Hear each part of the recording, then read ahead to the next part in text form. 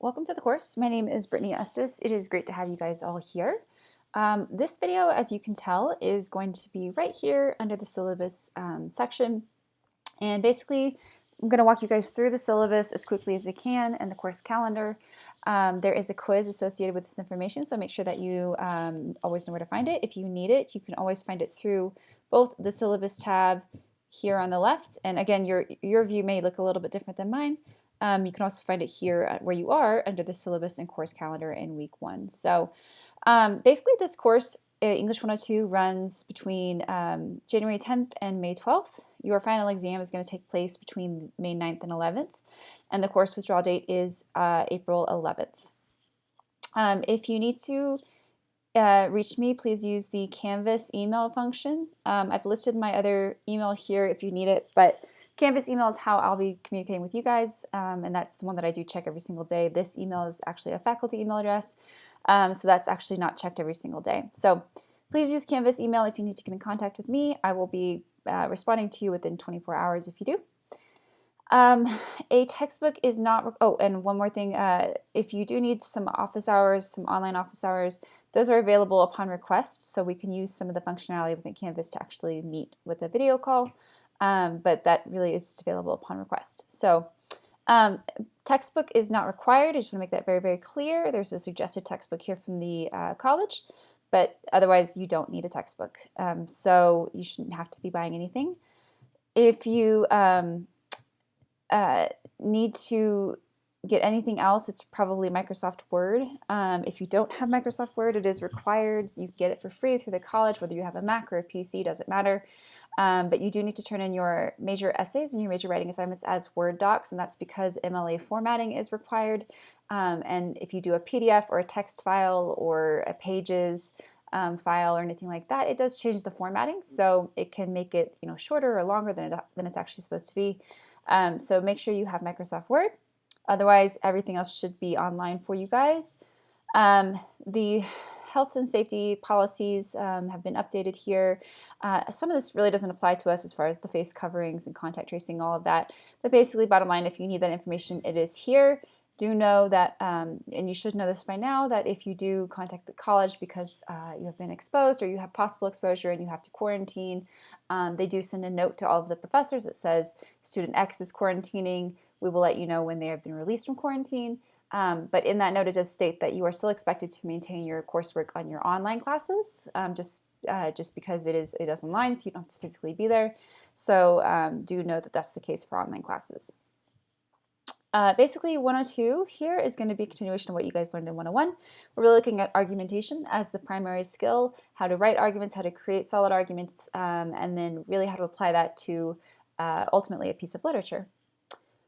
You guys can read the outcomes and skills yourself. All the information is there for you. But basically, like I said, the important thing here is that for purposes of this course, you need to have A, access to Canvas, B, access to your Canvas email. Make sure you have your notifications on for that, and C, all of your major essays and writing assignments must be Word docs for this course. If you do have a problem, there is a Canvas helpline, which is right here. There's also an email you guys can email at Garden City for some help.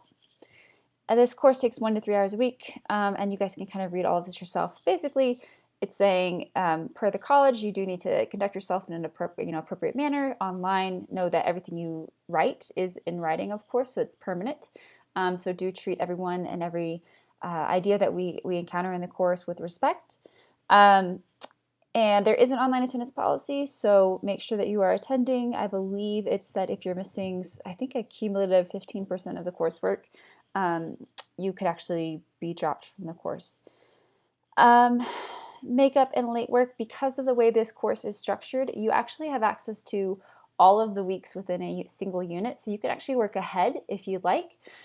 So late work and recycled work, which is work either reused from this class, from a previous assignment, or work reused from another class, is not accepted.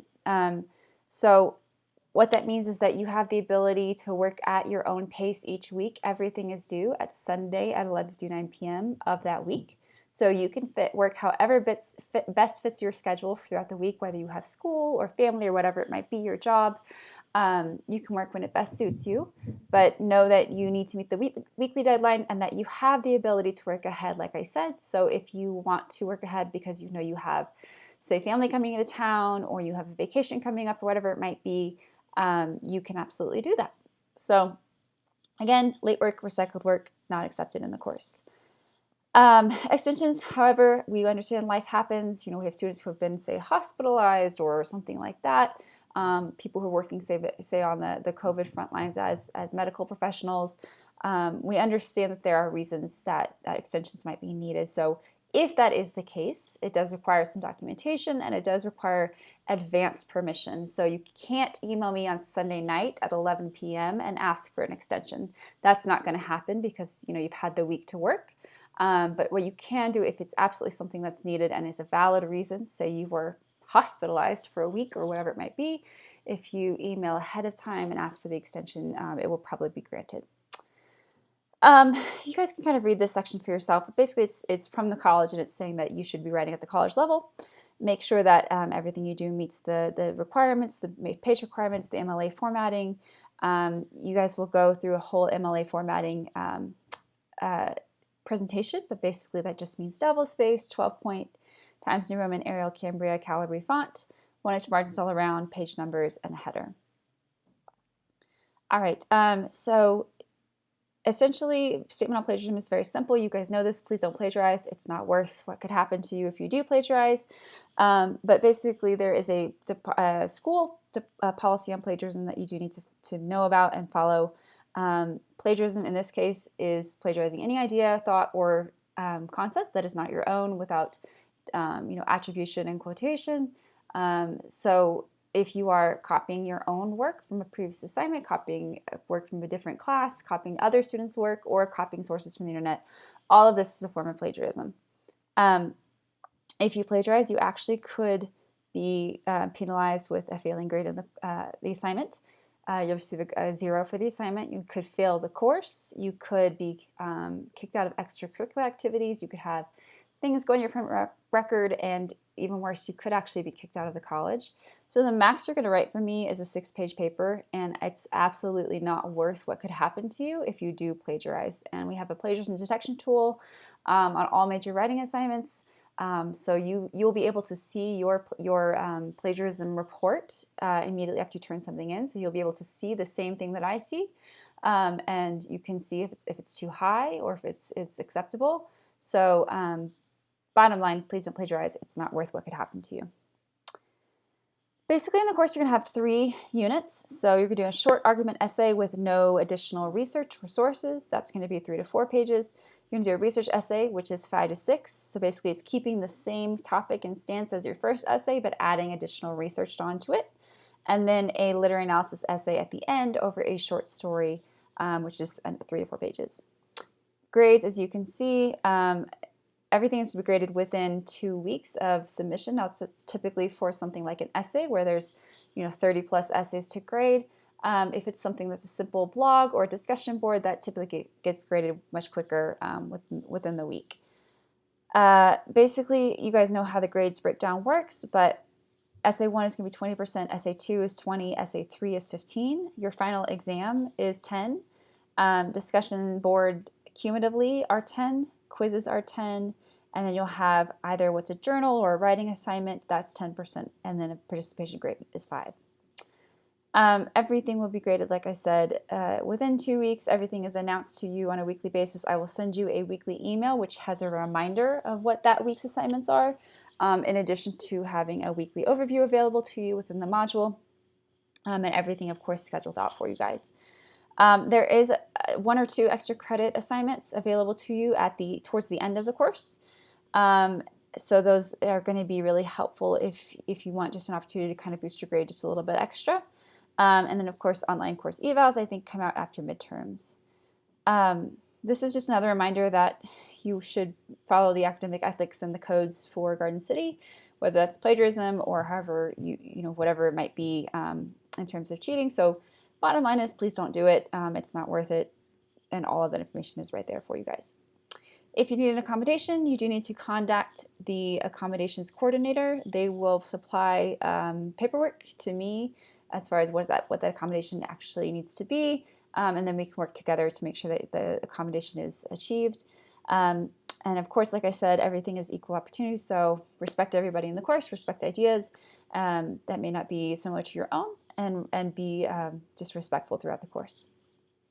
All right, a quick overview of the course schedule. Like I said, everything is broken down week by week within each module, and you'll receive an email from me each Monday morning that has a reminder of what that week's assignments are.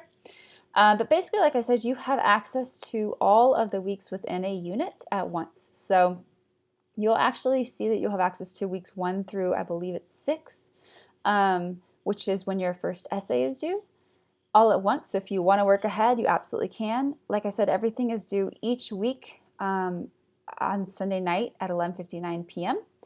The only exception to that is the first 2 weeks, which I actually offer an extension here. So you have the ability to kind of settle into the course and get used to things. So the first 2 weeks will both be due by Sunday, January 23rd.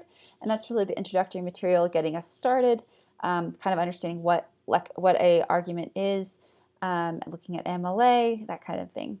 Week 3, we jump in and we start looking at how to read arguments and kind of applying that analysis to different texts.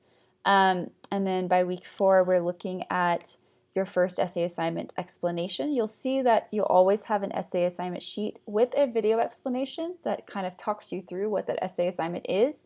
Required that you watch that each week, or each unit, I should say.